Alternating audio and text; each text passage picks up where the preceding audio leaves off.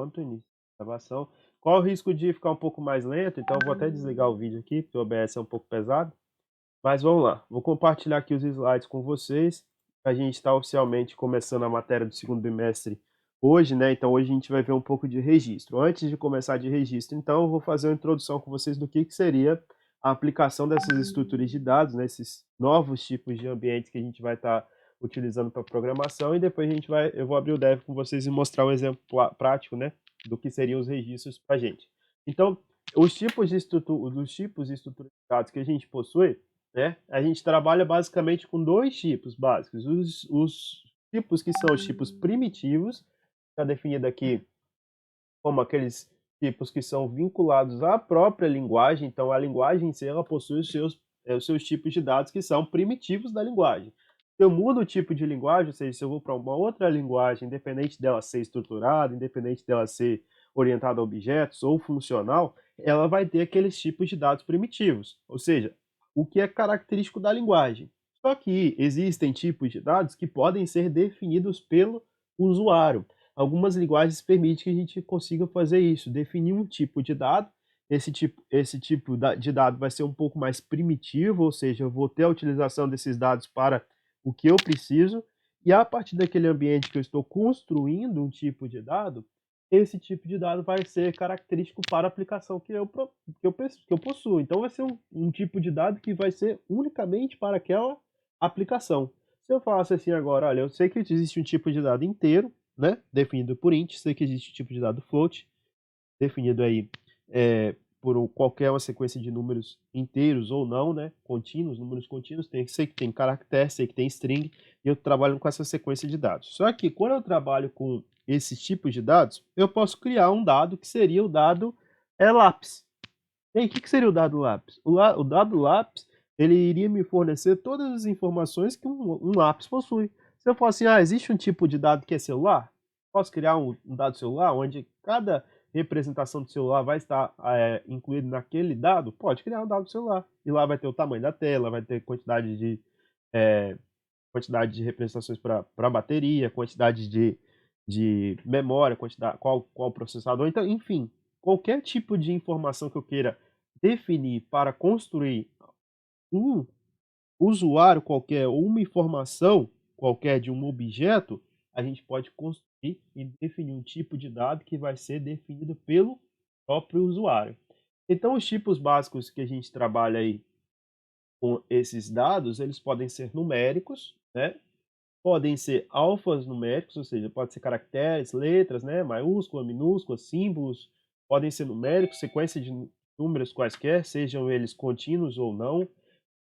Pode ser lógicos, true ou false, né, a representação de você ter uma confirmação de uma sentença como verdadeiro ou falso. Então, qualquer tipo de elemento que a gente já trabalhava em C, ele pode ser considerado como primitivo ou ainda um elemento que vai ser pré-definido pelo usuário ou pelo próprio ambiente de programação. No ambiente de programação que a gente trabalha como os dados primitivos, a gente tem como os três tipos de dados pré-definidos como sendo numéricos, alfanuméricos e lógicos, né? O booleano, que seria o true ou false, o alfanumérico com todos os tipos de caracteres possíveis, né?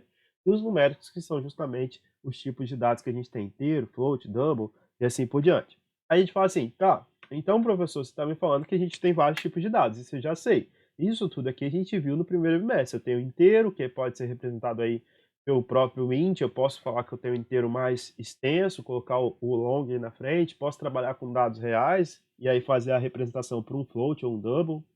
Posso trabalhar com um caractere, colocar o char, e posso trabalhar com uma lógica booleana, né, uma lógica de representação de falso ou verdadeiro, e trabalhar com esse valor lógico aí como sendo true ou falso.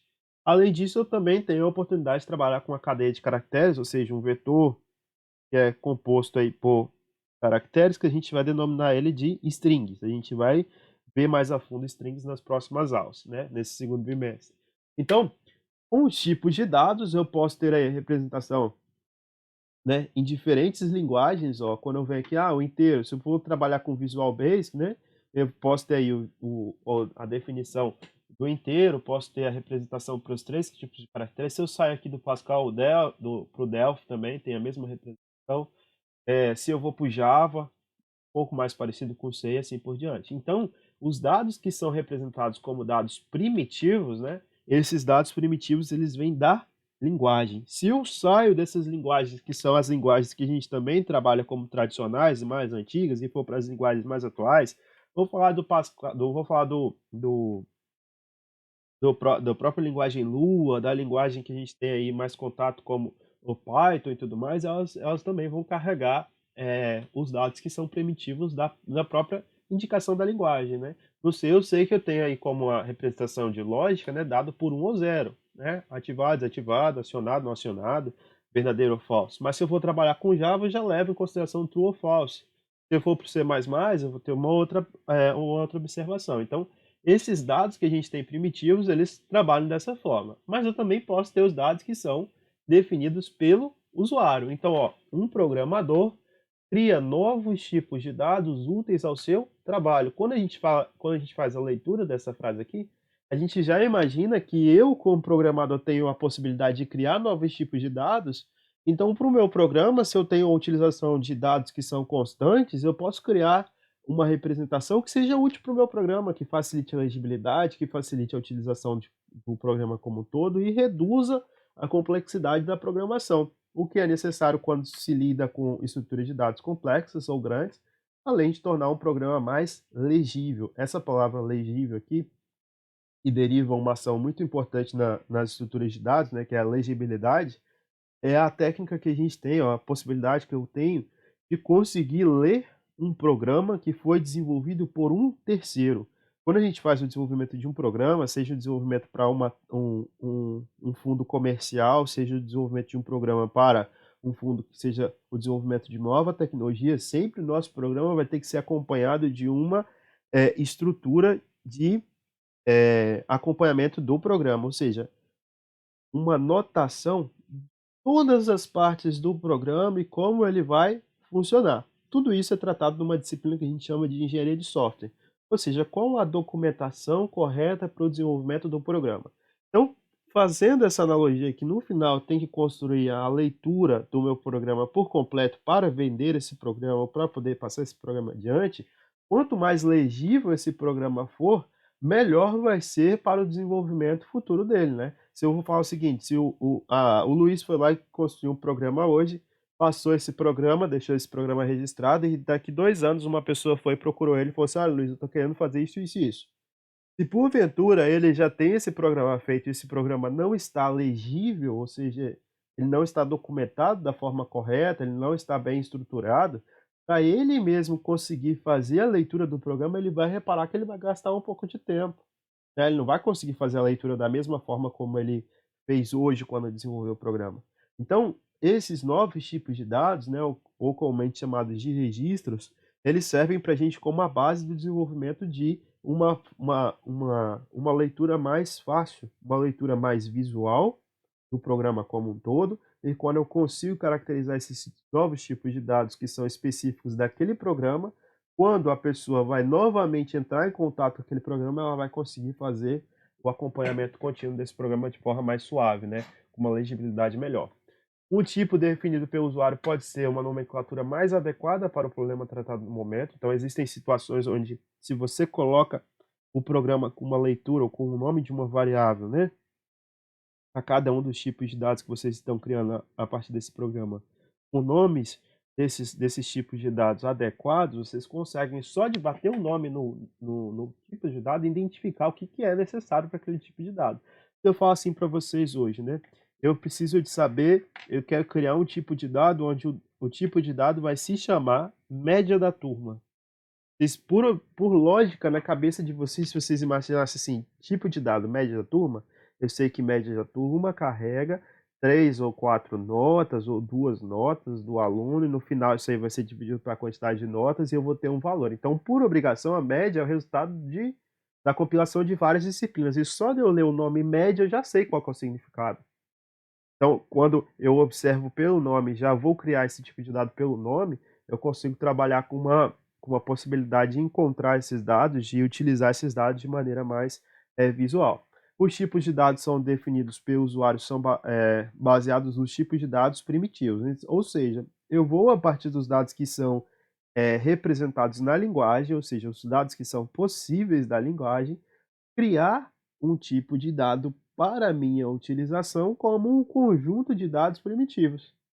Olha, eu falei que a média, ela provém da utilização de 3 notas distintas. Então, se você tem 3 notas distintas para compor uma média, as 3 notas são float. Mas a média em si é o conjunto dessas 3 notas dividido pelo total de notas possíveis, que seriam 3, se a gente estivesse considerando apenas 3 notas e assim por diante. Aí, vamos lá. Então, essas estruturas que a gente vai chamar agora de estruturas de dados, né? Que nada mais nada menos consistem em conseguir armazenar algum tipo de variável. Eu posso ter uma estrutura de dados simples, que é quando eu vou armazenar um único tipo de dado, ou eu posso ter uma estrutura de dados composta. É um tipo de variável que armazena um conjunto de valores.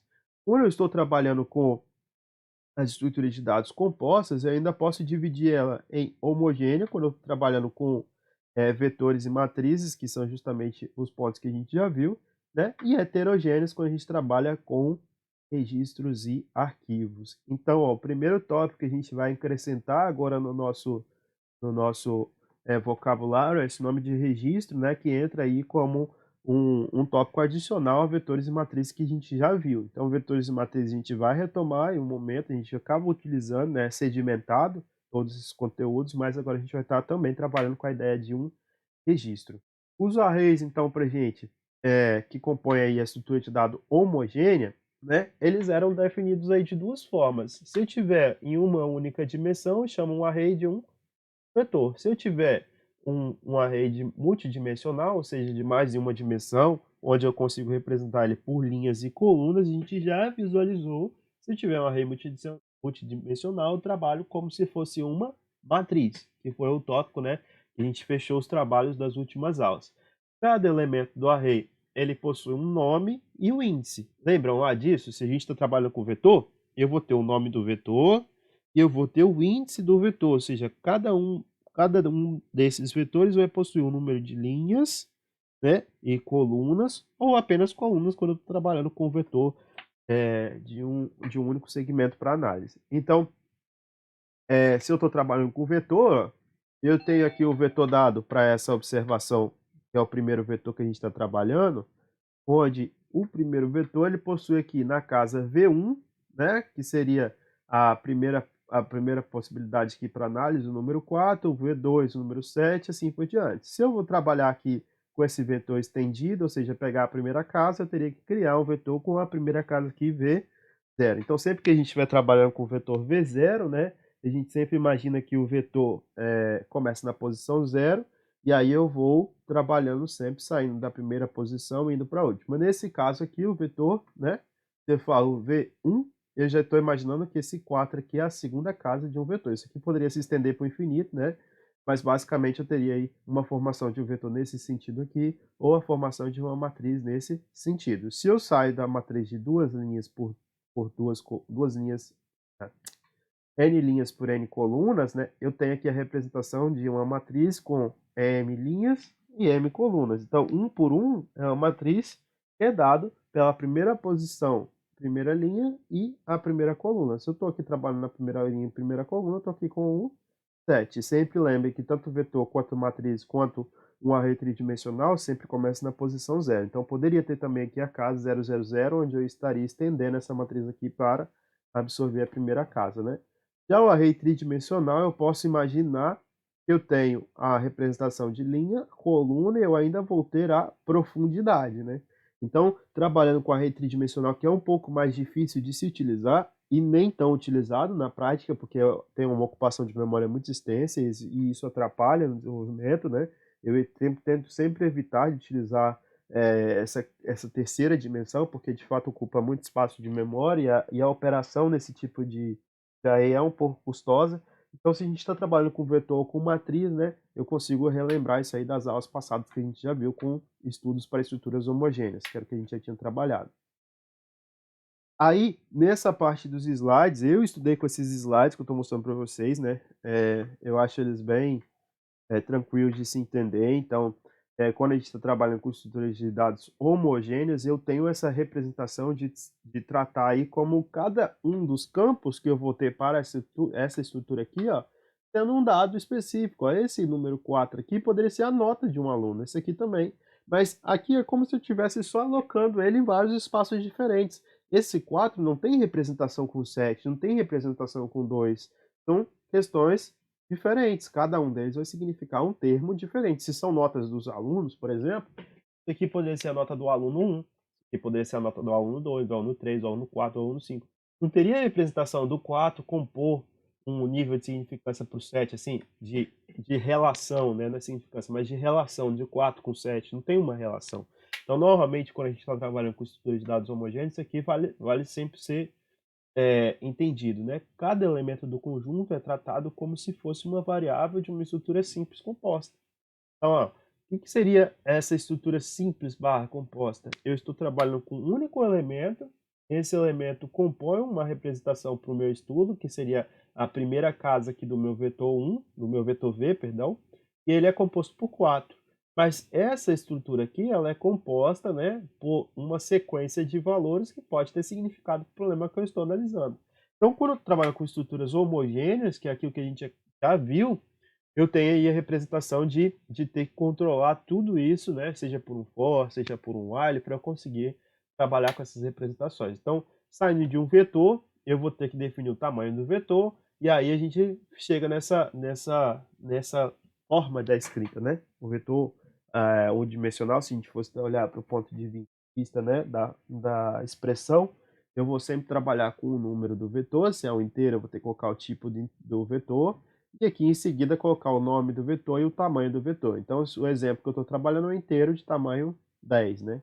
Então, quando eu saio dessa atribuição, eu sempre vou ter a representação de colocar o nome e o tipo do vetor, junto com ele o próprio índice, que seria definido aqui o tamanho dele, e depois eu tenho que fazer a leitura e a escrita desses elementos para poder trabalhar. Isso aqui a gente já sabe, a gente viu das aulas passadas. Faço isso, então, para o meu vetor por completo, saio aqui para poder fazer essa análise lá, sei que eu estou trabalhando com um for, né? Isso aqui na forma de um pseudocódigo, se a gente fosse lembrar, esse para aqui que a gente está trabalhando aqui seria a utilização do for, que a gente já sabe lá nos últimos casos. Então, deixei só para vocês conseguirem fazer uma analogia do tipo, que eu posso sair também para uma estrutura de matriz, onde eu vou trabalhar com o número de linhas e colunas para essa matriz. Consigo definir que agora eu estou trabalhando com umas estruturas compostas, né, homogêneas. Então, para cada tipo de dado aqui, eu represento como sendo uma única linha e coluna. Esse tipo aqui é individual desse, que é individual desse, que é individual desse. Mas quando eu olho para o todo, isso aqui tem características que seriam comuns, né? Eu poderia falar que esse aqui é o aluno 1 e essas aqui são todas as notas do aluno 1. Mas em hipótese alguma, essa nota aqui, né, teria a mesma significância, teria o mesmo significado, perdão, dessa nota 2. Seriam significados diferentes, né? Quando a gente está trabalhando com matrizes. Então, a representação de estruturas de dados dessa forma, esse texto que eu estou deixando nos slides também é mais para reforçar. Eu busquei um material para poder reforçar esse assunto para os alunos que ainda têm algum tipo de dúvida nesse tópico de entendimento para vetor e matrizes, né? Por isso que essa busca foi feita para poder trazer um material que tivesse dado em pseudocódigo, porque depois vocês podem fazer analogia aí com o que a gente teve no primeiro bimestre.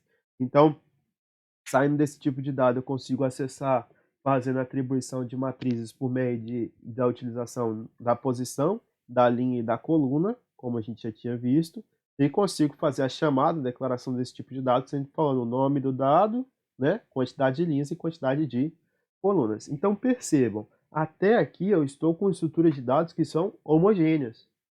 Se eu for fazer a declaração de uma matriz em qualquer campo do meu programa, eu vou ter que ter o nome da matriz, o nome do dado matriz, né, a quantidade de linhas e a quantidade de colunas. Eu não vou declarar de forma nenhuma diferente a não ser nome da matriz, quantidade de linhas e quantidade de colunas.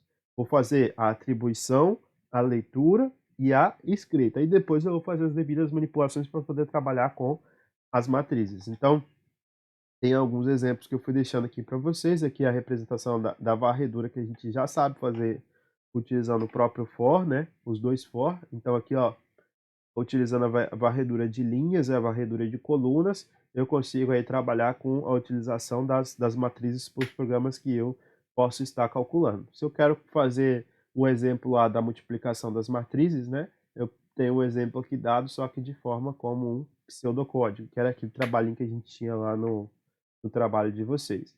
Tá, professor, vamos lá. Onde que você quer chegar? Eu quero chegar nesse ponto aqui, que são as estruturas de dados, só que agora a gente trabalha com elas de forma heterogêneas.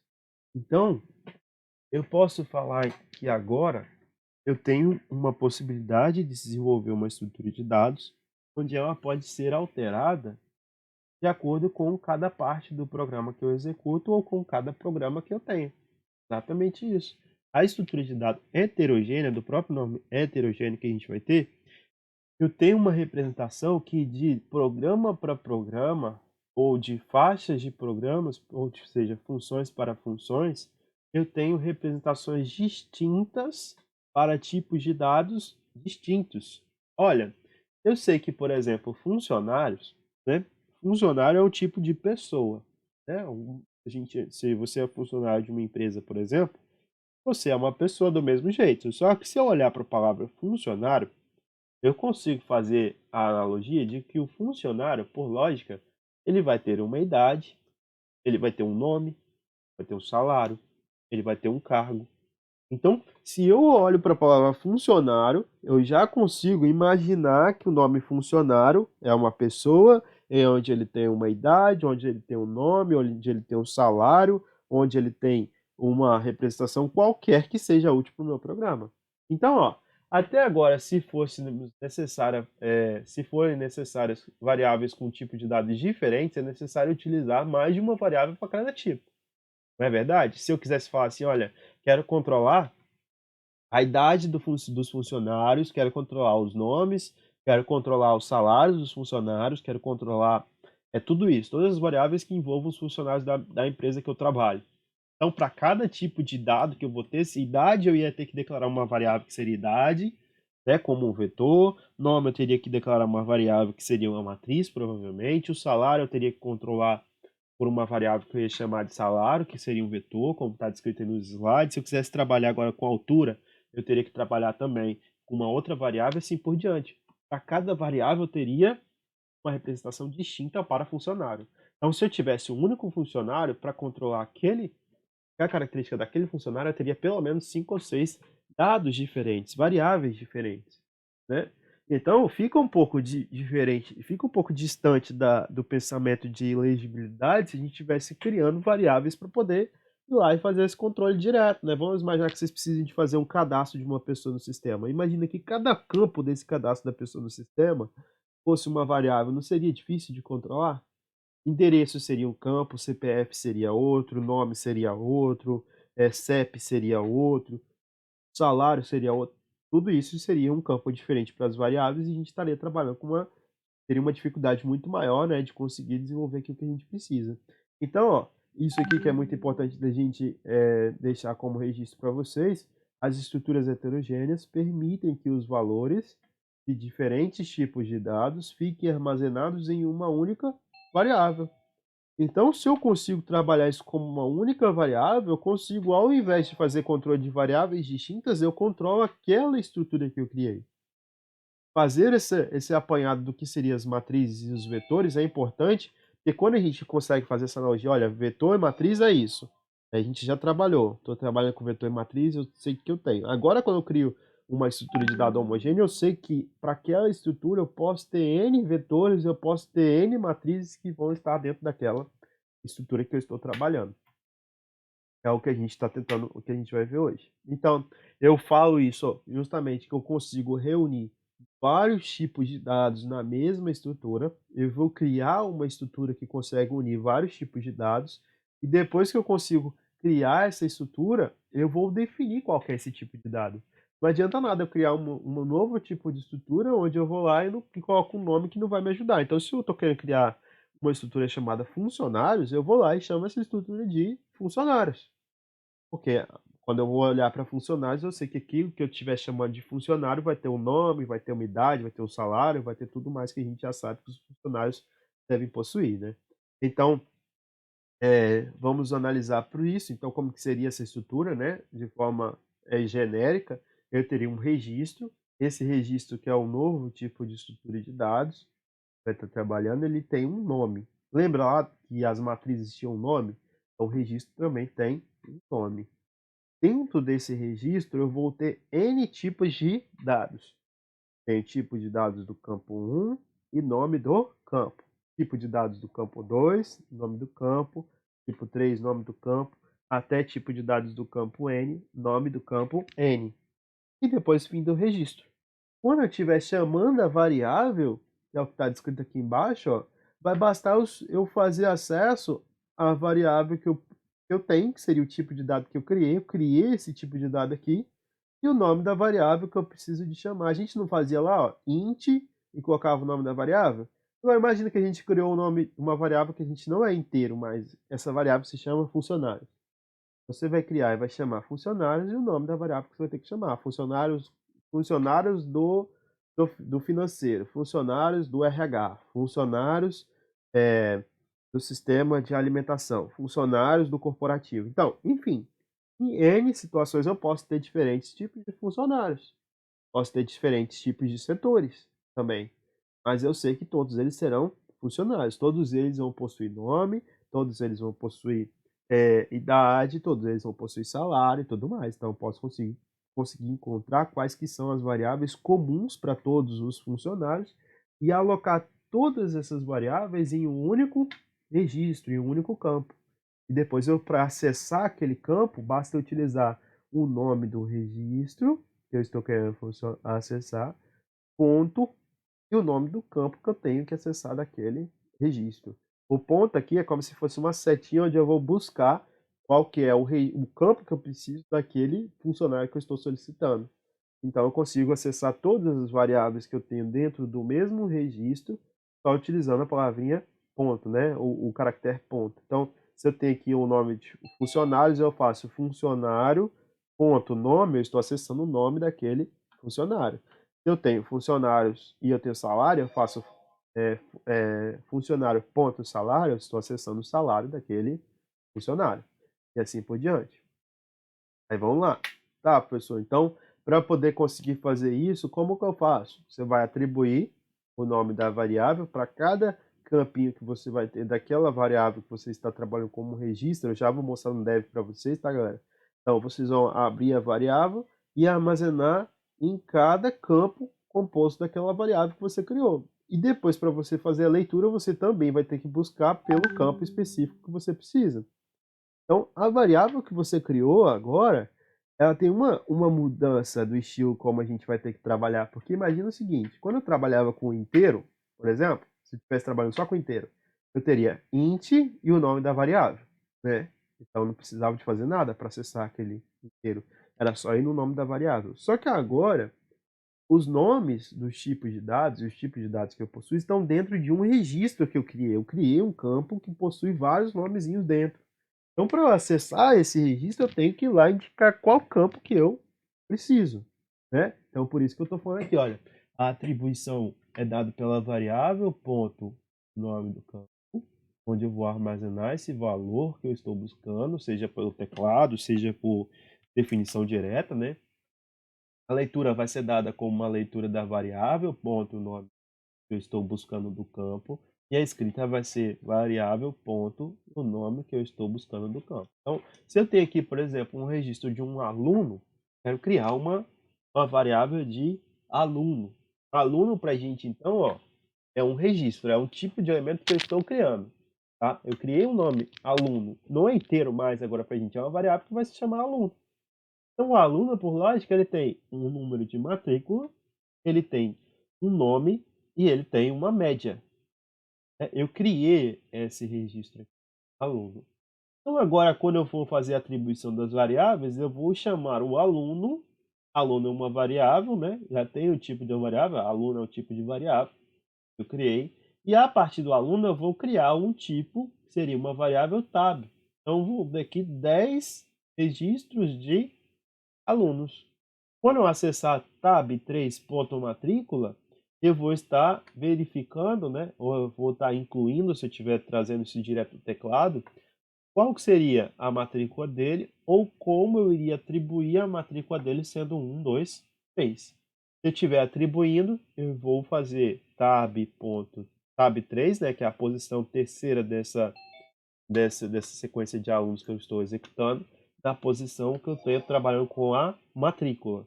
Já já vocês vão conseguir, a gente vai conseguir trabalhar usando o exemplo direto aqui para vocês. Mas basicamente, então, se eu estou trabalhando com registro, né, eu sei que eu vou ter que verificar essa sequência de dados. Vamos chegar então para o nosso elemento que seria dado como o dado em C.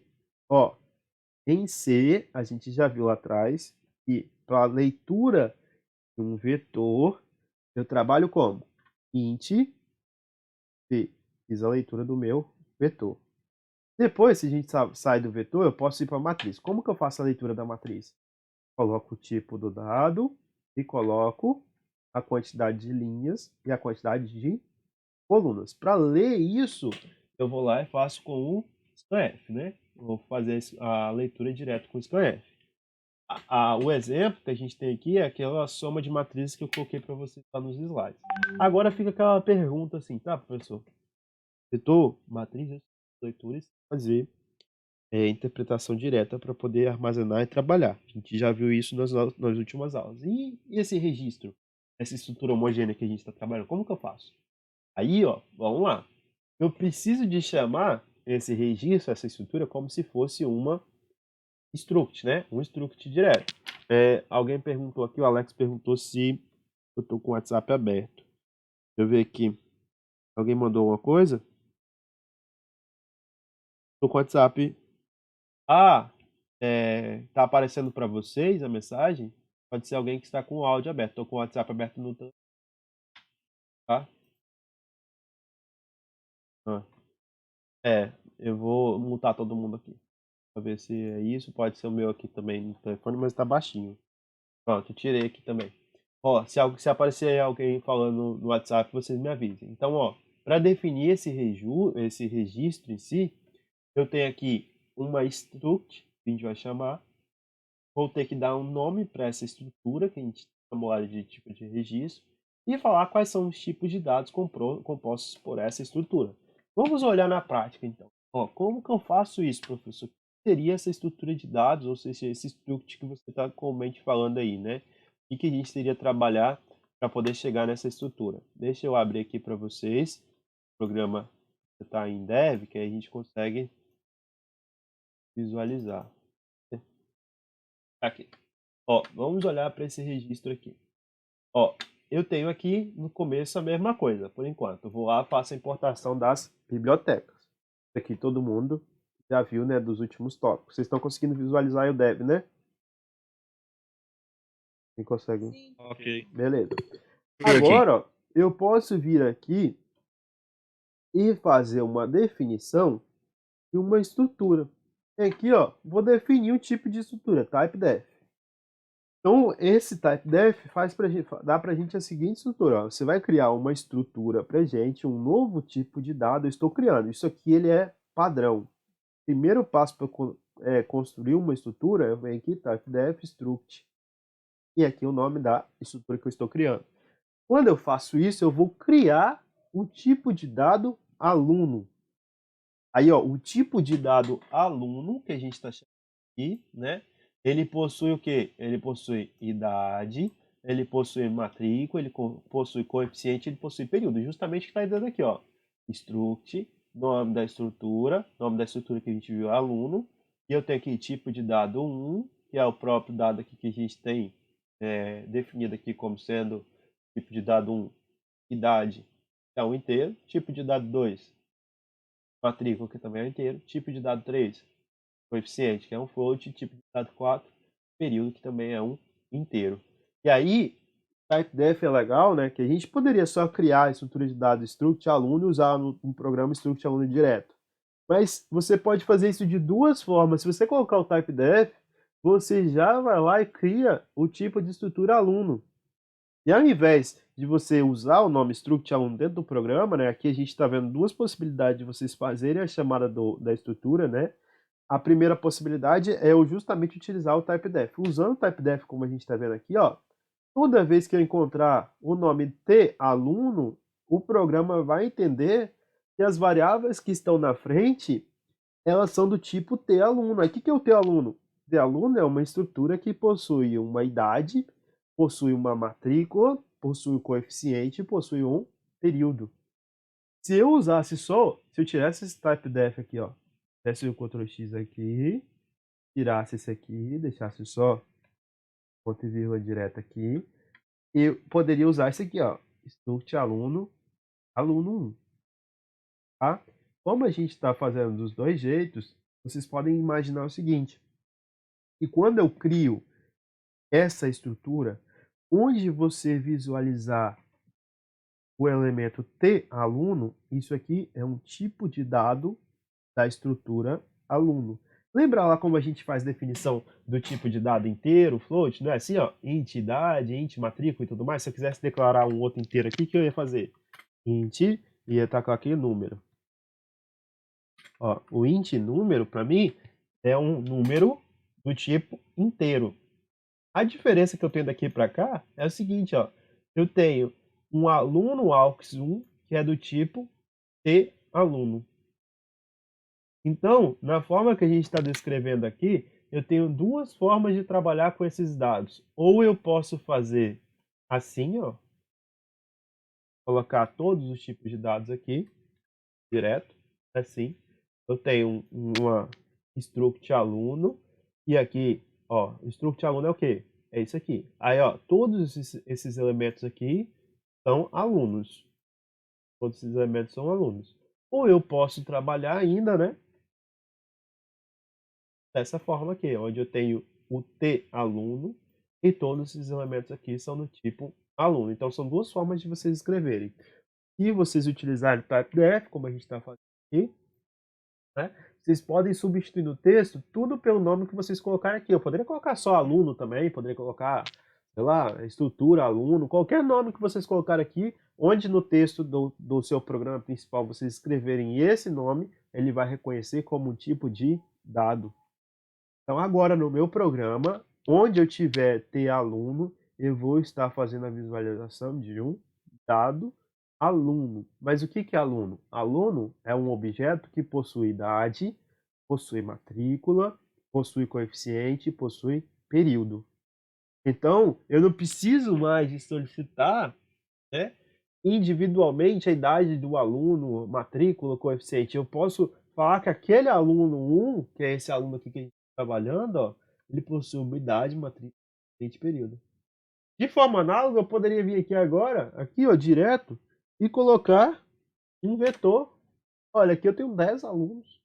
Poderia colocar um vetor de 100 alunos e falar assim, olha, toda vez que você encontrar aqui aluno 1, é um vetor de alunos com 100. Cada posição do vetor é um aluno que possui idade, matrícula, coeficiente e período.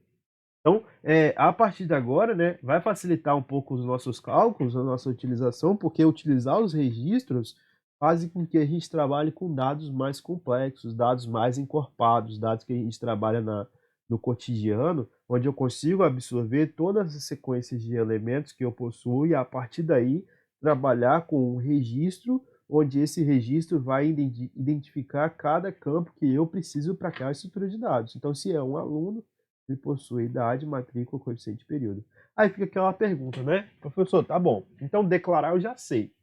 Tem duas formas de declarar.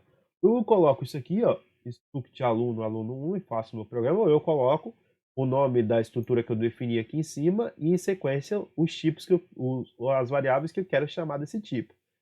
Do jeito que está aqui, aluno 1, aluno aux1 e aluno aux2 são estruturas de dados do tipo aluno. São só duas formas distintas de se escrever. Então, declaração das variáveis, notar as diferentes formas de se declarar variáveis do mesmo tipo de registro. Eu posso declarar assim, fazendo struct aluno e depois incluir o dado que eu quero, ou eu coloco o próprio elemento seguido das estruturas que eu preciso. Não preciso declarar dos dois jeitos, tá? Um jeito só. Depois eu vou fazer a entrada desses dados. Como que eu vou armazenar esses dados agora nessa? Ó, aquela ideia de chamar, né, fazer a chamada do programa é a mesma. Informe os dados do aluno, né, aqui o que eu preciso. Aí você vai colocar lá, printf, informe a idade no caso, né? Aí a idade você vai digitar. Na hora que você digitar, você vai armazenar a variável que é do tipo inteiro. A gente já viu, ó, Idade é do tipo inteiro, tá lá no tipo aluno, né? Ó, ela é de tipo inteiro. Aonde que eu vou armazenar? Ah, eu vou armazenar isso no aluno 1, ponto, idade. Lembra que a gente falou lá nos slides aqui, ó, quando a gente estava trabalhando com as estruturas de dados, ó, para poder fazer e trabalhar com a variável, eu vou pegar o nome da variável, ponto e o campo que eu preciso acessar. Então, para poder salvar a variável que a gente está trabalhando, que é a idade, eu preciso acessar o registro do aluno 1, que a gente já declarou aqui em cima, e lá no campo idade dele, porque eu sei que ele tem um campo idade. Ele tem idade, ele tem matrícula, ele tem coeficiente, ele tem período. Então eu vou acessar e armazenar isso aqui lá no campo idade. Depois eu venho aqui, ó, informo também a matrícula, né? Aí você vai digitar a matrícula. Na hora que você digitar a matrícula, o que vai acontecer? Eu vou lá e vou armazenar essa variável no aluno 1, ponto, matrícula, que é o nome da variável que eu coloquei aqui em cima. Então reparem, para poder acessar o nome da variável, eu tenho que conhecer qual que é a variável que eu tenho. Mas olha que legal, né? Ó, vou colocar aqui, vou dar um Ctrl C aqui, só para a gente fazer a leitura embaixo, ó, da escrita. Se eu estiver trabalhando com o aluno 1, por exemplo, na hora de digitar, se eu colocar o ponto, ó, coloquei o ponto, tá vendo? Ele já me fala, você quer acessar quem? Eu quero acessar a idade, eu quero acessar a matrícula ou eu quero acessar coeficiente? Se eu quiser acessar um desses 3 períodos, eu venho aqui e escolho, ó. Eu quero acessar a idade do aluno. Então vem aqui, dá um Enter. Aí aluno, ponto, idade. Então toda vez que eu escrever agora aluno 1, automaticamente o programa já vai reconhecer que o aluno 1 ele é composto daqueles 3 elementos e ó, coloquei o ponto, aparece. Você quer acessar o quê? Aí você escolhe, quer acessar período. E vem aqui e coloca período. E ele vai fazer a leitura para você. Então, é legal trabalhar com esse tipo de ideia, né? Agora vocês vão até brincar mais um pouquinho, porque já vai automático. Toda vez que você encontrar aluno 1 para você fazer o acesso, você vai conseguir identificar qual o campo dele que você precisa acessar. Então, eu quero acessar a idade, armazenar a idade do aluno naquele campo idade, vou acessar matrícula, armazenar naquele campo matrícula, vou acessar coeficiente e acessar naquele campo, e vou acessar período e armazenar naquele campo de período. Sempre lembrando, né? Se porventura precisar de fazer qualquer associação aqui depois, ó, aluno 1, vamos lá, eu quero salvar direto, aluno 1, que é o tipo struct, né? Ponto, aí eu venho aqui, na hora que eu fiz esse tipo de declaração, né? Deixa eu só chegar pro lado aqui, para não sair da tela. Então, ó, vamos imaginar que a gente está fazendo declaração lá no exercício, né? Aluno, eu já sei que eu salvei a struct aluno 1, vamos pegar esse aluno aux aí então, ó. Aluno aux 1, ponto. Aí eu falo, ó, aluno aux 1 é do tipo ter aluno, não é? Então o que tem a ter aluno? Ter aluno tem tudo isso aqui. Então você vai lá e vai acessar. O que você quer acessar do aluno.aux? Ah, eu quero pegar é, o período dele, ou eu quero pegar o coeficiente. Quero somar o coeficiente do aluno aux com o coeficiente do aluno aux 2. Você quer a segunda estrutura lá. Então você vem aqui, aluno aux 2, ponto, né? Deixa eu ver se eu escrevi certinho. Aluno,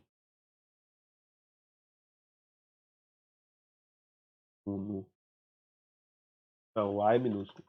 Aluno aux 2, ponto. Aí você só somar esses dois coeficientes aqui e armazenar esse coeficiente aqui em uma média, sei lá. Criei. Então, média é igual a soma desses 3 coeficientes. Somar o coeficiente do outro aluno também. Vem aqui de novo, né? Que é o primeiro aluno lá, aluno 1. Quando eu clicar de novo no ponto, eu venho aqui, acesso coeficiente e coloco o meu ponto e vírgula. O que eu tenho? Tenho a média como sendo a soma desses 3 coeficientes do aluno 1, aluno 2 e aluno 3. Eu não precisei de criar coeficiente para o aluno 1, coeficiente para o aluno 2, coeficiente para o aluno 3. Isso aqui é característica do aluno 3, isso aqui é característica do aluno 2, isso aqui é característica do aluno 1 que eu criei. Então vocês reparem que quando eu crio a estrutura de dados, quando eu crio esse registro em si, como a gente fez aqui, ó, eu tenho acesso direto aos campos do registro que estão salvos aqui em cima. Só de fazer, só incluir o ponto, né? Quando eu faço ponto, eu consigo buscar, quando eu digito ponto, eu consigo buscar o tipo do dado associado àquele registro que eu estou trabalhando. Aí agora eu posso fazer o seguinte também, ó. Olha aqui embaixo. Diferentes formas de se fazer atribuição de valores cujos tipos sejam de estruturas. Forma 1. Como que eu posso fazer para poder igualar, né, fazer atribuição de um campo do registro ou então do registro inteiro? Olha, o aluno 1, a idade, a matrícula, o coeficiente e o período, eu fui lá e fiz armazenamento pelo printf, né, pelo scanf aqui. Fui lá e salvei em cada campo do aluno. Agora eu estou com o tipo de aluno 2 agora, que é esse aluno AUX aqui. Eu só fiz a atribuição dele. Mas eu não armazenei nada nele ainda. Eu posso pegar esse aluno AUX e salvar os valores que eu tenho do aluno 1. Como que eu faço isso? Eu vim aqui, ó, aluno AUX igual a aluno 1. Quando eu faço isso, todos os dados salvos do aluno 1 passam a ser validados por aluno AUX. Olha que legal, eu consigo salvar matrícula, coeficiente, período e idade do aluno de uma vez só. Todos os campos vão ser semelhantes, né? Eu vou salvar esses elementos e vou armazenar na estrutura de dados que eu criei. Só uma observação importante nesse ponto. Olha, calcular, usar a estrutura de dados do jeito que a gente está fazendo é legal? É. Mas eu tenho que tomar cuidado, né? Porque ao usar essa estrutura de dados do jeito que a gente está fazendo aqui, para eu igualar uma estrutura da outra, elas têm que ser do mesmo tipo. Ó. Aqui eu tenho a estrutura de dados tipo aluno. Isso aqui é tipo aluno, isso aqui é tipo aluno, isso aqui também é tipo aluno. Eu posso igualar uma com a outra.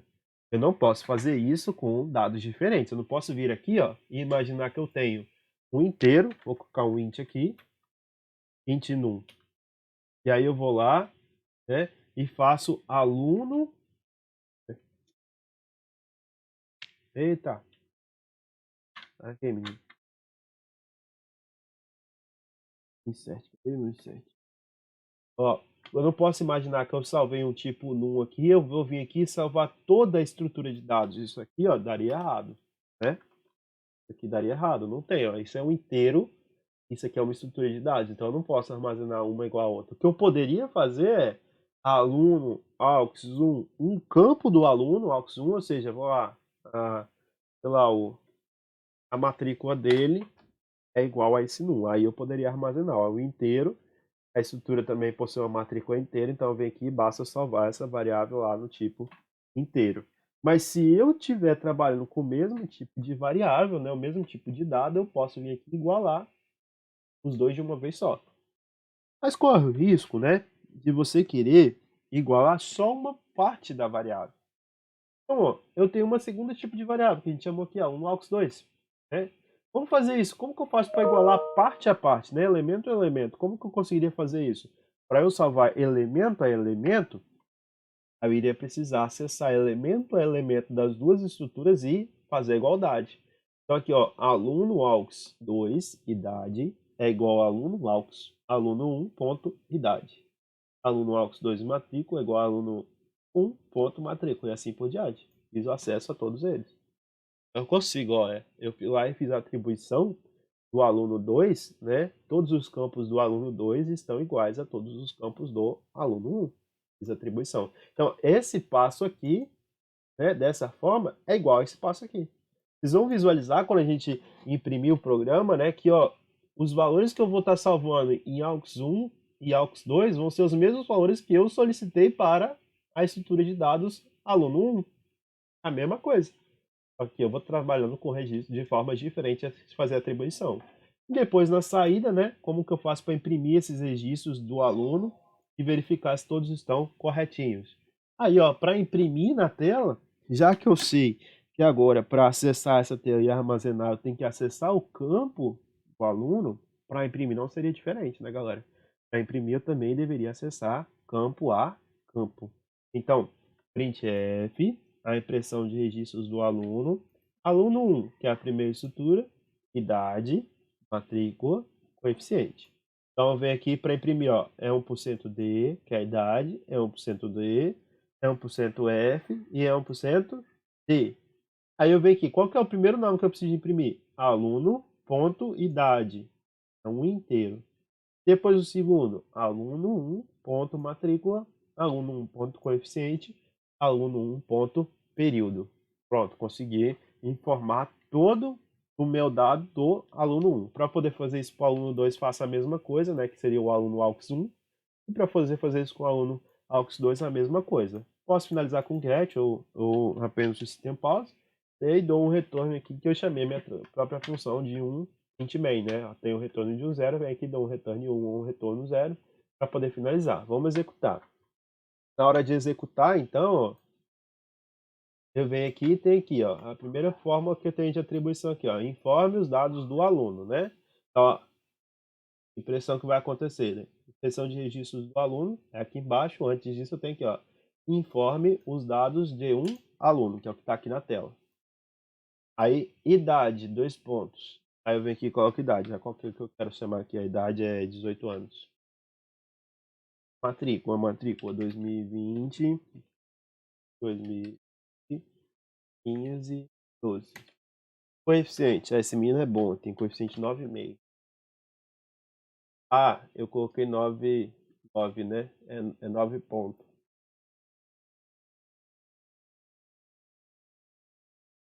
Eu vi que o coeficiente é inteiro, né? Idade, então, 18.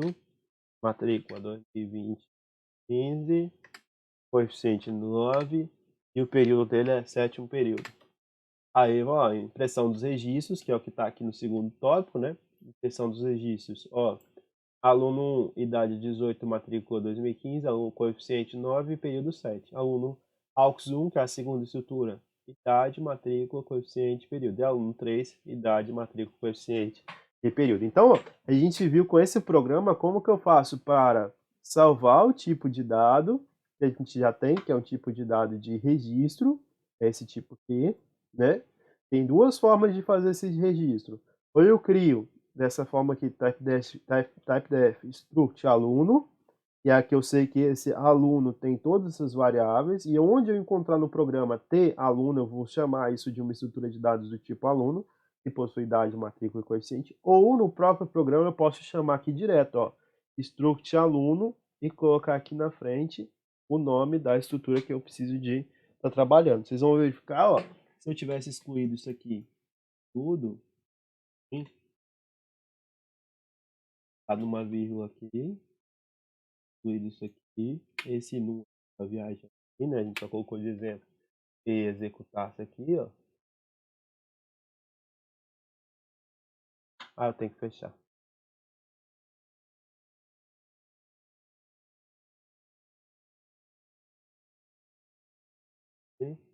Executei. Aí, ó, executou do mesmo jeito, tá vendo? 18, 2020. Coeficiente, isso aqui tá tão bom. Ele tá no bom período, por isso que não tá tão bom. Aí vocês viram que salvou do mesmo jeito. Então, tanto faz eu fazer dessa forma aqui direto, struct aluno, t aluno, aluno 2, ou fazer dessa forma aqui direto também, ó. Excluir isso aqui e só utilizar sem struct. Assim. Então, ó, isso é um tipo de variável. Que tipo de variável é essa aqui? Ah, é o tipo de variável t aluno. Então, é uma estrutura do tipo aluno, né? Então, tipo aluno, estou criando uma estrutura 1, uma estrutura 2 e uma estrutura 3. E eu vou lá e uso no meu programa. Se eu executasse isso aqui, deixa eu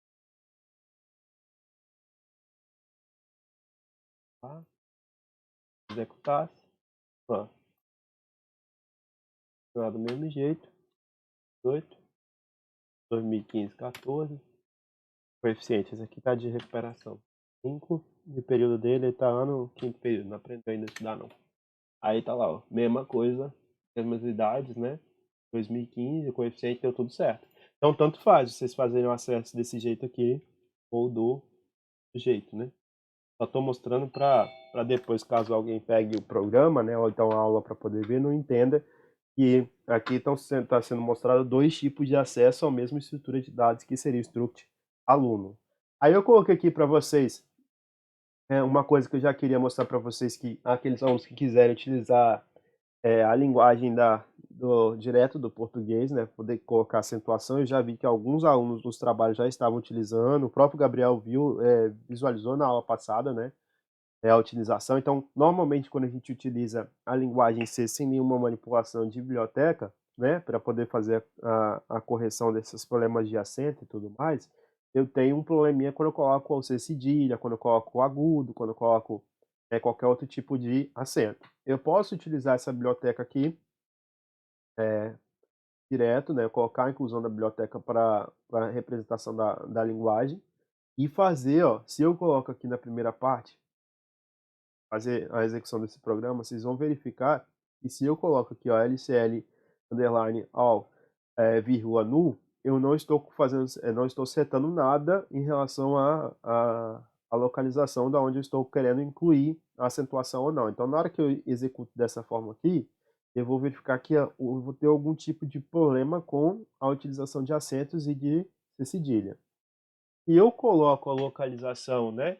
A localização onde a gente está, ou então eu seto o tipo da linguagem para onde eu estou querendo destinar o programa, se esse programa está sendo executado em português, se esse programa está sendo executado em inglês, ou qualquer outro tipo de idioma que eu estou executando esse programa. Se eu executar esse programa agora, ó, eu consigo visualizar isso aqui, ó.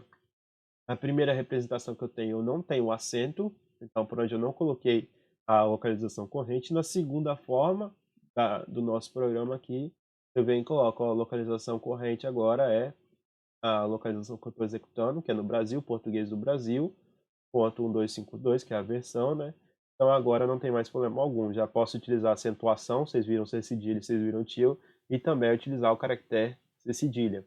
Então eu posso verificar a localização de acordo com o ambiente que eu estou acessando, a rede e tudo mais, e colocar essa funçãozinha dentro do printf. Ou eu posso vir aqui e fazer a localização direta, né? Fazer setar a localização para a execução que eu estou querendo executar, criar, né? Então tá aqui um tipo de estrutura, tá? De estrutura também que a gente vai verificar agora. Só que aí no início do programa, para inicializar, eu já vou lá e faço a caracterização de estar trabalhando com o idioma português, né? Então eu vou lá, set locate, coloco lc underline all e o idioma que eu quero estar trabalhando, que é justamente o idioma português. E aí no decorrer do meu programa eu posso utilizar o próprio C cedilha e o próprio tio, né? Agora dá para deixar o programa mais visual quando a gente trabalha com esses dois ambientes. Lembrar sempre de importar essa biblioteca para poder utilizar esse tipo de tratamento. Então aqui um segundo tipo de exemplo para vocês, né? Olha, eu tenho a inclusão agora de trabalhar com string, que vai ser um tópico aí que a gente vai ver nas próximas aulas. Eu posso incluir aqui a string.h para poder facilitar as operações, mas basicamente nesse programa a gente não utilizou muito. E a stdlib e a stdio que vocês já utilizaram. A única biblioteca diferente que eu estou incluindo para vocês é a biblioteca para mudar a representação do idioma para o programa agora. Criei uma struct, criei um registro, novamente. Registro do tipo aluno. Então eu tenho um registro do tipo aluno, tenho uma estrutura de dados do tipo aluno, que é composto agora por um inteiro, que é um código, poderia ser matrícula, né? O nome, que está dado aqui como até 200 caracteres, né? Uma string dada até 200 caracteres, e um float. Float para a gente aqui é dado como um inteiro que vai, um número real que vai trazer para a gente o valor da nota do aluno. E eu tenho aqui o tipo de estrutura que foi dada como aluno. Lá no outro, né? O registro que a gente tinha aqui era o quê? Ter aluno. Aqui direto, só aluno. Então, eu vim e criei esse tipo de dado. Depois, eu estou criando aqui, ó, em cima dessa representação, já antes de inicializar o programa, ó, eu já venho aqui e crio um tipo de aluno. Ó, a estrutura de dados está aqui, eu venho aqui e crio, olha, existe um aluno que se chama aluno especial, que é do tipo aluno. Venho aqui e vou representar quais são as funções que eu tenho para o meu programa, né, para a execução do meu programa. Os tipos de funções que eu vou ter: menu, inicializar, imprimir e cadastrar. Posso fazer isso? Pode fazer. Depois eu venho declarando o que é cada uma dessas funções. Ó, a primeira função, né, é uma função que vai fazer a atualização do idioma. Então, poderia criar direto do programa? Poderia. Só trouxe esse programa para já mostrar para vocês diferentes formas de vocês fazerem a mesma execução utilizando os structs aí, né? Depois, uma função que é o menu, essa função menu, ela basicamente traz para gente a impressão do menu constantemente no prompt, né? Eu vou estar executando lá. Então tem aqui uma int opção, né? Que é uma variável que eu vou trabalhar como opção. Vou fazer um do. Ou seja, faça isso enquanto a opção for diferente de 4. Então, tem as opções iniciar a estrutura, imprimir a estrutura, cadastrar aluno especial e sair, 4 para sair. Depois, digite a opção desejada. Eu venho e armazeno essa variável em opção e no final, né, eu trabalho justamente com essa opção que vai ser o que vai ser retornado lá para o meu caso do programa. Então tem aqui o void menu, já foi a definição. Cadastro aqui agora uma outra função, que é o inicializar. Então, o inicializar é eu carregar todos os meus registros com zero. O que eu utilizei lá como uma função que a gente está vendo aqui, que é a função do string.h, é só para poder fazer isso aqui, ó. Pega o nome da pessoa e coloca como nu. Quando eu faço aqui, ó, strcopy, que é strcpy, é a mesma coisa que você copiar o que está aqui para cá. Então, o nome do aluno inicialmente está carregado com nada, né? Eu posso utilizar essa função quando a gente está trabalhando com struct. A gente não usou ainda, né, as variáveis quando a gente está trabalhando com strings, mas é só um adicional aí para vocês já visualizarem como que a gente vai ser quando a gente estiver trabalhando com nomes muito extensos, né? Porque às vezes pode ser que alguém já queira utilizar esses nomes, utilizar frases, né? Então é legal vocês começarem a pesquisar também sobre os tipos de funções que a gente tem na biblioteca de string, né? Bibliotecas para frases, para nomes mais extensos. E depois a nota do aluno, tudo como zero. Vou cadastrar, o que seria o cadastro? Vou pegar o aluno especial, vou acessar o código, salvar o código, vou pegar o aluno especial, salvar o nome, e vou pegar o aluno especial e salvar a nota. E por fim, a função que a gente chamou aqui de função imprimir, né? Que foi dada aqui como a função código, que vai ser imprimir o nome do aluno, o nome especial do aluno e a minha representação aqui de nota do aluno especial. Então reparem, né? No primeiro tópico que eu estou trabalhando, na hora que eu for executar, a minha função que vai estar dada aqui pelo meu programa, o que eu vou executar do programa, é só isso aqui. Qual que é o meu programa que eu tenho aqui? É só isso aqui, ó. Int main, set, abordei para o meu idioma, que é o português, executei o menu, e depois eu venho aqui e retorno zero. Aí a função menu é uma única função, o meu programa final é só isso aqui. Isso aqui são os nomes das funções, né? E embaixo aqui eu declarei as funções, porque em função a gente pode declarar tanto lá em cima, como a gente já tinha feito antes nas últimas aulas, né? Quanto embaixo do programa. Eu também posso só inicializar as funções aqui em cima e depois declarar como que são as funções aqui embaixo. Então o nosso menu do programa, né?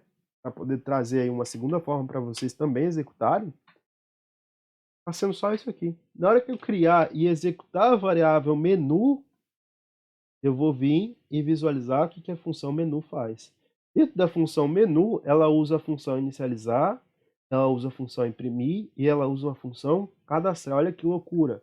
Uma única função que chama outras funções. Então, quando eu acessar aqui, inicializar, se eu clicar em um, ela vai vir para essa função aqui. Se eu clicar em dois, vai vir para essa função. Se eu clicar em três, ela vai vir para essa função aqui. Então, reparem, o programa em si é só isso aqui. As funções estão declaradas abaixo do programa e as chamadas das funções acima do programa. Além disso, eu vim aqui e criei tipos de estruturas. Só que dentro do programa eu não criei nenhuma estrutura. As estruturas, nesse caso, estão criadas aonde? Dentro das funções. Então, é uma forma de mostrar para vocês que quando a gente está trabalhando direto com programação em si, você pode trilhar pelo caminho que você já tem, aquele caminho que você se sente seguro, ou você já pode ir migrando as suas estruturas para a representação mais formal, ou seja, criar registros que são específicos do programa, criar funções que são específicas do programa, sabe por quê? Porque se depois você precisar de fazer uma outra função que vai ser só inicializar, ao invés de copiar a parte do programa, eu só venho aqui e copio a função. A minha função, essa aqui, ó, eu poderia utilizar em qualquer parte dos outros programas, porque ela está segmentada. Meu programa mesmo é só aqui. Então vamos lá, vamos executar isso aqui, né? Executou, abriu aqui o menu, né? Como meu programa só inicializa aqui, ó, localizei para o idioma de português, né? Português Brasil. Vim aqui, executei o menu, retornei 0. Então, na hora que eu venho executar menu, o que vai fazer? Ó, a função menu é essa, executa ela. Aí a função menu é essa aqui, executei. Aí, ó, ela criou uma variável opção e jogou isso aqui na tela. Então, lá na tela tem exatamente isso. Opções, né? Inicializar a estrutura, imprimir estrutura, cadastrar aluno especial e 4 para sair. Então, vamos lá. Vou iniciar a estrutura. Qual que é a opção desejada? Eu quero inicializar a estrutura. Vou digitar 1. Pronto, inicializei, ela está inicializada. Tá tudo com 0 lá. Não vai fazer nada porque eu não quis imprimir nada, né? Se eu vier na função inicializar, o que ela faz? Só coloca todas as variáveis da função aluno para 0, né? Aluno especial código é 0, nome é 0 e o aluno.nota é 0. Agora eu quero fazer o quê? Imprimir a estrutura. Vamos lá, vamos imprimir para ver se está tudo 0 mesmo? Está tudo 0, ó. Nome é 0, o código do aluno é null e a nota do aluno é 0. Então ela fez justamente isso aqui, inicializou. Agora vamos colocar a próxima opção que eu posso aqui. Eu posso inicializar a estrutura, eu posso imprimir a estrutura, eu posso cadastrar. Eu quero cadastrar, então vou cadastrar 3. Aí vai pedir aqui, informe o código do aluno especial. Quero o código do aluno especial, vai ser uma matrícula, então vamos lá, 2020, 15, 12. Informe o nome do aluno. O nome do aluno é Alex Victor.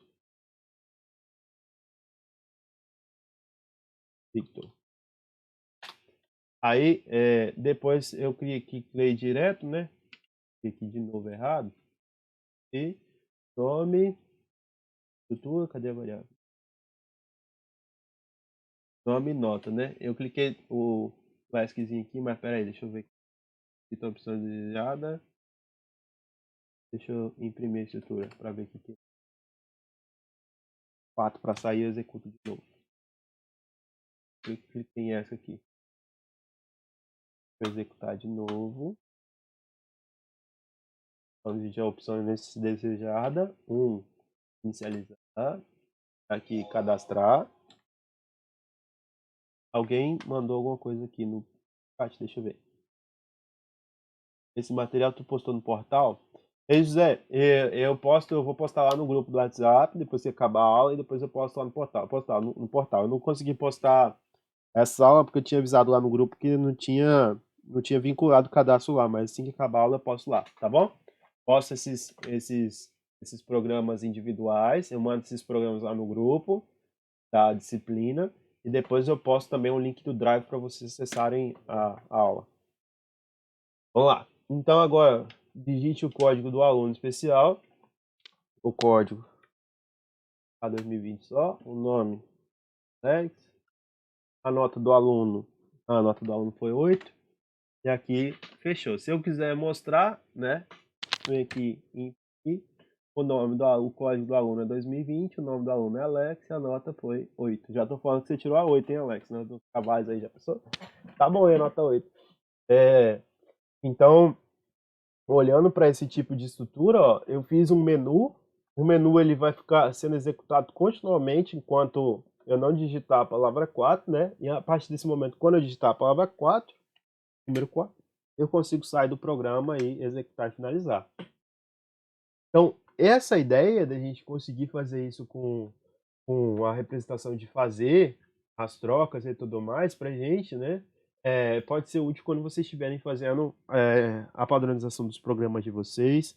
Vocês sabem que só no trabalho que vocês tiveram na disciplina agora no tópico 1, na primeira parte, né? Vocês visualizaram que às vezes dá um trabalho muito grande de você criar uma função, depois você vai para o outro, você sai e começa tudo do zero. Então, se vocês já começam a fazer essa possibilidade de criar estruturas, armazenar essas estruturas, criar funções, separar essas funções de acordo com a utilidade que vocês possuem, né, para a sua aplicação, e em seguida usar essa aplicação para o desenvolvimento, vocês vão ver que depois, se eu precisar de imprimir, se for do mesmo tipo de estrutura, basta eu vir aqui copiar, imprimir essa função e copiar a estrutura e utilizar no programa que eu preciso, né? Vamos voltar aqui para o aluno, para aquele primeiro exemplo, que é esse exemplo aqui do aluno, e vamos fazer o seguinte, vamos fazer uns testes aqui, a partir disso aqui. Olha, como que eu conseguiria então, professor, fazer né, um vetor de alunos. Como que eu poderia fazer isso? Vetor de alunos. Se eu clicasse aqui agora, vamos fazer uma alteração nesse programa. Vamos só utilizar a estrutura aluno 1 por enquanto, tá? Vamos colocar aluno 1 como sendo um vetor. Como que ficaria esse vetor? Criar um vetor de alunos. Ó, aluno, vou colocar aqui um vetor. Então, coloquei aqui um vetor com 10 casas. Né? Sei que 10 casas é muito, vou colocar 5 casas é melhor. 4 casas, 5 casas. Que preguiça, professor. Aí, ó, como que eu faria para poder armazenar 5 casas desse aluno? Eu sei que aluno 1 é um tipo struct que a gente já tá vendo. Deixa eu salvar isso aqui como outro nome. E aí depois eu mando para salvar. Aqui. Manipulando. Pulando.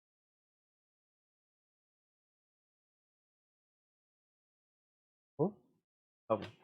Ó, eu criei um vetor de alunos. A partir desse vetor de alunos, como que eu iria fazer para poder armazenar essa variável aluno 5 se isso não fosse uma estrutura, se só fosse um vetor? Se fosse um vetor, professor, bastaria utilizar o quê? Um for, né? Com i igual a 0 no início. I teria que ser menor do que 5, né?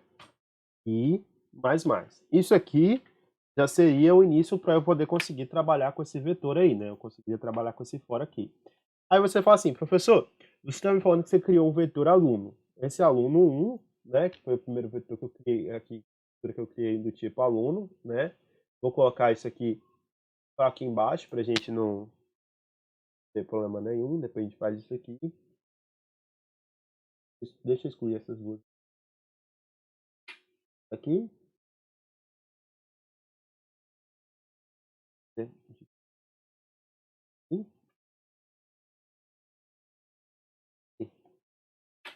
Criei um vetor, uma struct que a gente chamou de struct aluno 1. Então, ó, eu tenho um vetor, cada posição do vetor, que são 5 posições, ela é do tipo aluno, que a gente colocou aqui em cima.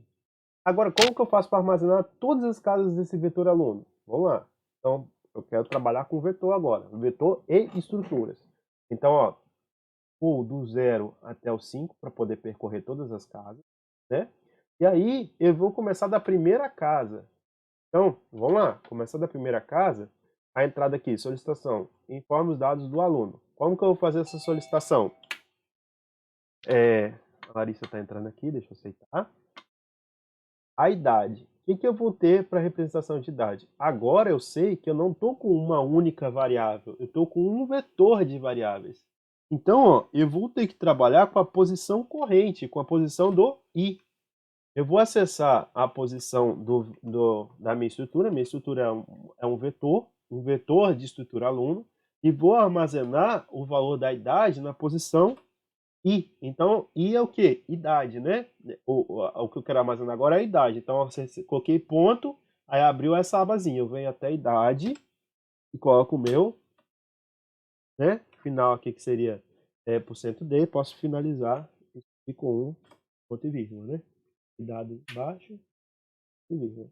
Então, fui lá e salvei, ó, o vetor aluno e ponto idade.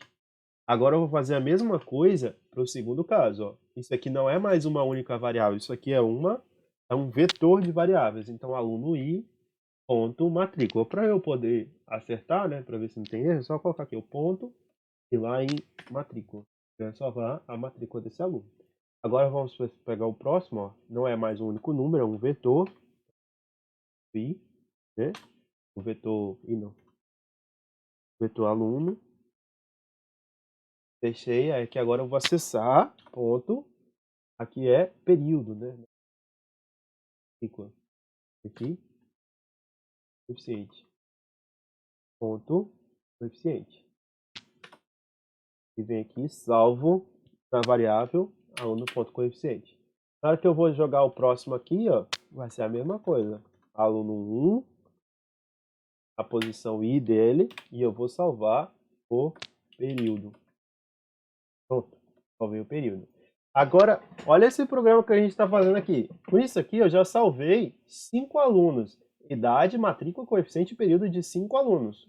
É só isso aqui. Agora você pode fazer o seguinte. Olha, professor, esse fora aqui pra gente, por enquanto, ele só está salvando, né? Está só salvando. Vamos criar uma variável que a gente vai chamar de média. Vamos tentar fazer essa variável média para a gente ver o que acontece. Ó, a média, Você tem que declarar o I também, não? a gente vai declarar lá em cima. Vamos declarar a média e o i. O i está aqui, ó, na minha função, que é o inteiro, né? I é o inteiro. Soma, vamos colocar soma, que é melhor. Só soma ou só média. Vamos colocar soma, que vai ser um float. Vamos colocar um float aqui. Soma. E vou colocar também uma média. E depois a gente imprime as duas. Tá? Então, o que vai ser soma? Soma inicialmente começa com 0, né? E aí eu vou receber, ó, eu quero fazer a média dos coeficientes, tá? Então, soma vai receber soma, inicialmente vale 0, mas aí eu quero calcular o coeficiente, a média dos coeficientes. Então, vai ser aluno, né? 1, posição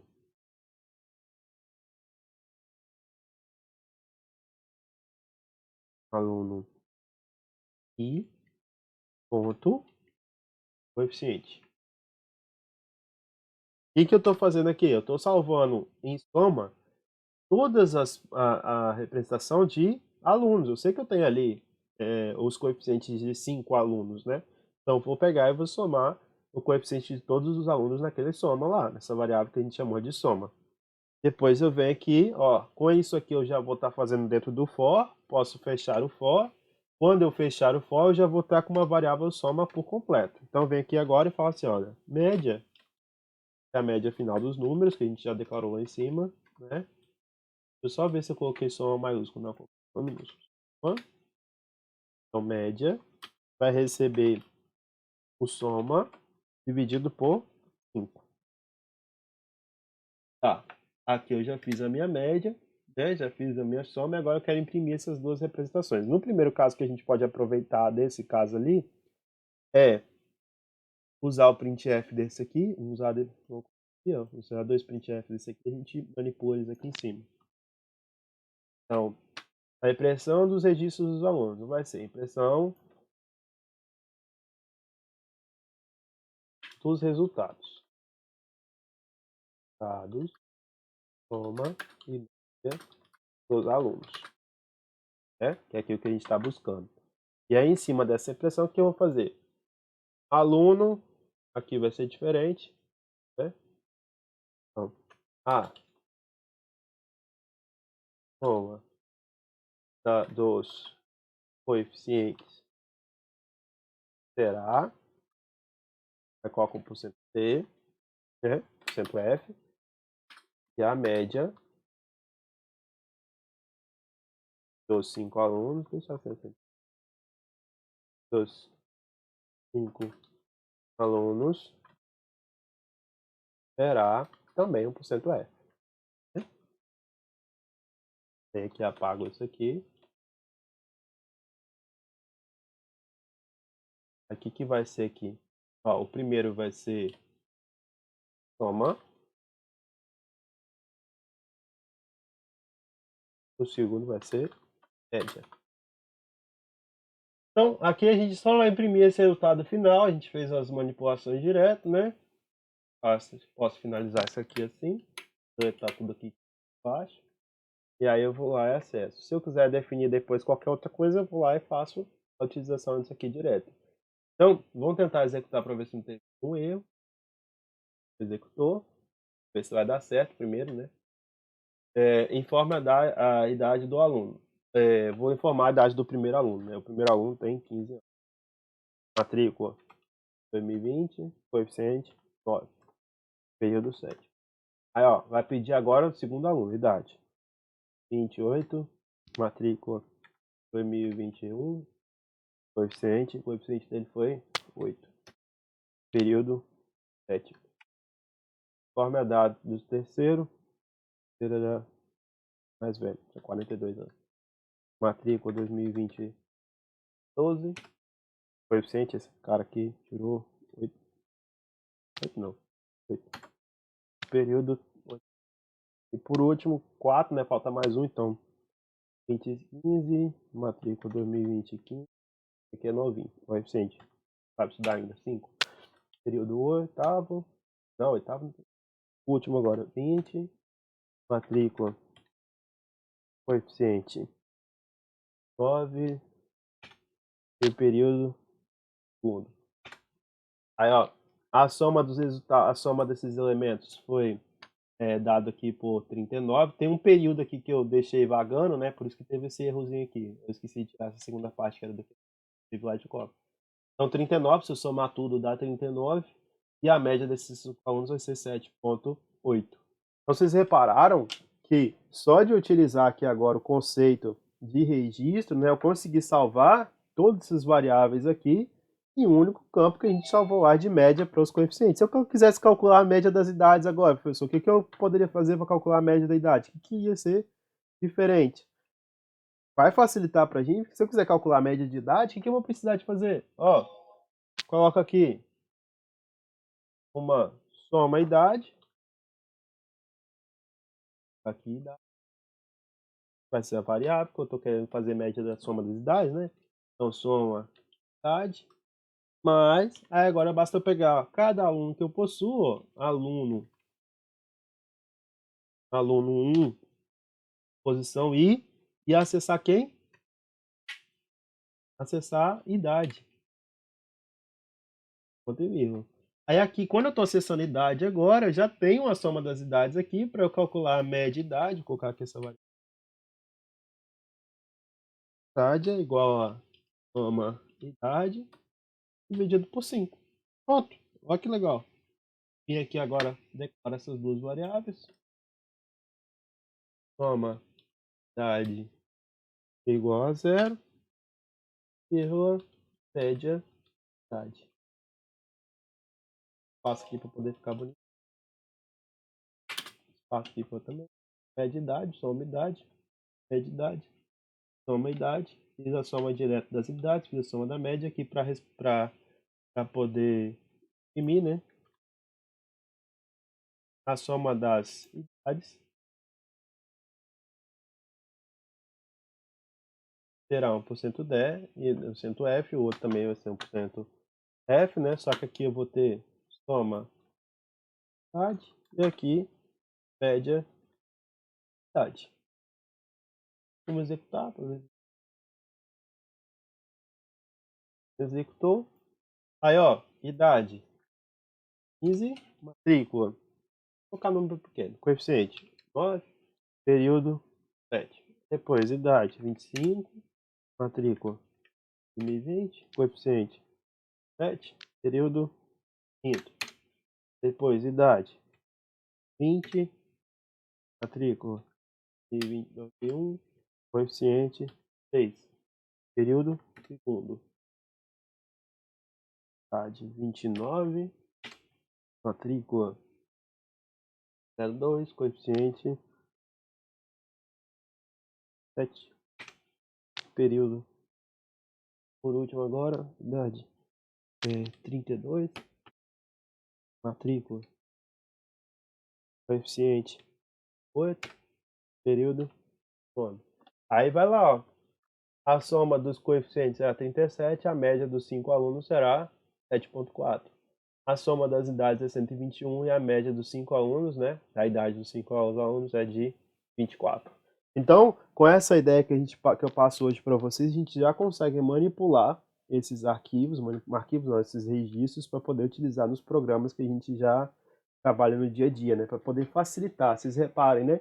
E é mais fácil identificar esse aluno aqui, que é uma estrutura do aluno. Eu estou trabalhando com uma estrutura do aluno, consigo varrer uma sequência de alunos, onde cada aluno possui idade, matrícula, coeficiente, período, do que eu ficar trabalhando individualmente com uma variável idade, uma variável matrícula, uma variável coeficiente, uma variável período, e ainda assim não conseguia, e aí no final não conseguia associar esses elementos à posição daquele aluno. Vamos imaginar assim, se eu quisesse buscar a maior nota e identificar de qual é o aluno que possui maior nota e qual é a matrícula daquele aluno. Já sabe que seria bastava eu buscar qual que seria a nota do maior aluno e depois acessar as demais casas daquele registro. Beleza, galera? Gostaram dessa ideia do registro? Viram aí que é algo mais direcionado, onde a gente consegue acessar tudo isso e tudo mais? Não, certeza. Beleza. Beleza? Então tá bom então. Pessoal, eu dou aula agora às 7h50 para outra turma, e eu sempre chego atrasado lá. Eu tenho que colocar lá no Ava também o usuário. Eu vou postar um material para vocês de exercícios desses, e aí depois qualquer coisa a gente faz um segundo momento de exercício também. Tá bom? Sejam bem-vindos aí novamente ao segundo bimestre, todos, né? Novamente bem-vindos. E podem contar comigo, falar lá no grupo as dúvidas que a gente junta para poder fazer exercícios relativos a registro. Tá bom? Ótima noite a todos. Valeu. Bom revê-los. Ô, valeu. Falou, professor, Valeu, boa noite. pessoal. Boa noite. Um abraço. Tchau.